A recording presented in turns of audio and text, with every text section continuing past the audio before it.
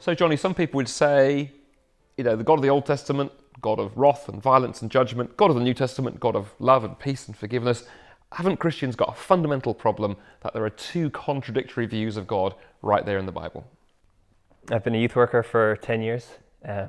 Often find myself in a position where a young person will direct me to a place, particularly in the Old Testament, and they're like, answer that. And it is difficult. There are parts of the Bible which cannot just be explained in a simple one reading. I've spent years studying the scriptures. I've been to college to study theology, and I have to say my favorite class was studying the narrative of the Old Testament, like just the story, the whole thing.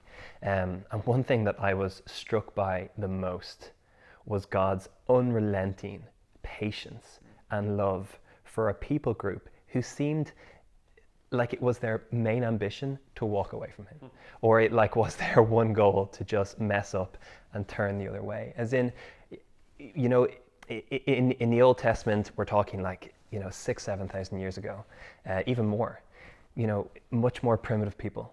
And so God is helping them in more primitive ways. These are people that are ruled by kings. They're wanting kings. There's constant battle for territory, and God is in the midst of that. He's trying to raise up a nation, but of course there's going to be war in that.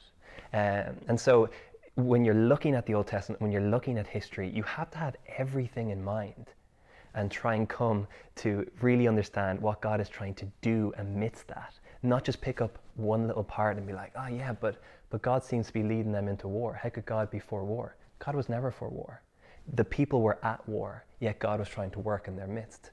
And so, while there's tricky parts, my overriding theme of when I studied the whole Old Testament was just how unrelentingly loving God was.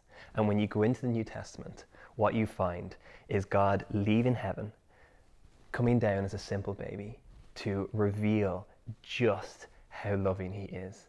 I love the whole Christmas thing. I love, I suppose, how gritty and how raw the first Christmas was, because it seemed so weak and so vulnerable.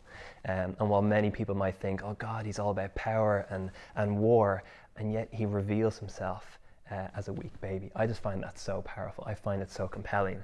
And yet the whole life of this baby, as we know, is Jesus. It's patience, it's kindness, it's love, it's power, but in the right way.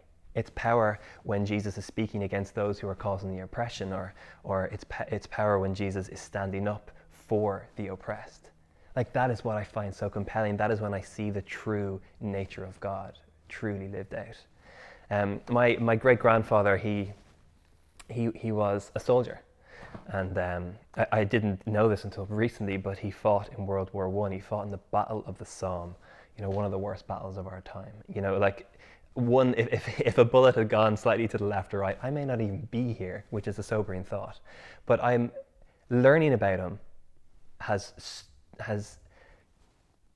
really struck me, because I can't. It's hard for me to fathom that my great-grandfather would leave his will completely to one side to go and serve a greater cause. And when I think about the Christian story, when I think about God, he ultimately left it all to become nothing in order to reach us, in order to show us what he is truly like. And that's what Jesus did. He showed us what God is truly like. Not a new God, the same God as was revealed in the Old Testament, now revealed through Jesus in the New. This is a God who will do anything to get to us, because that's how much he loves us.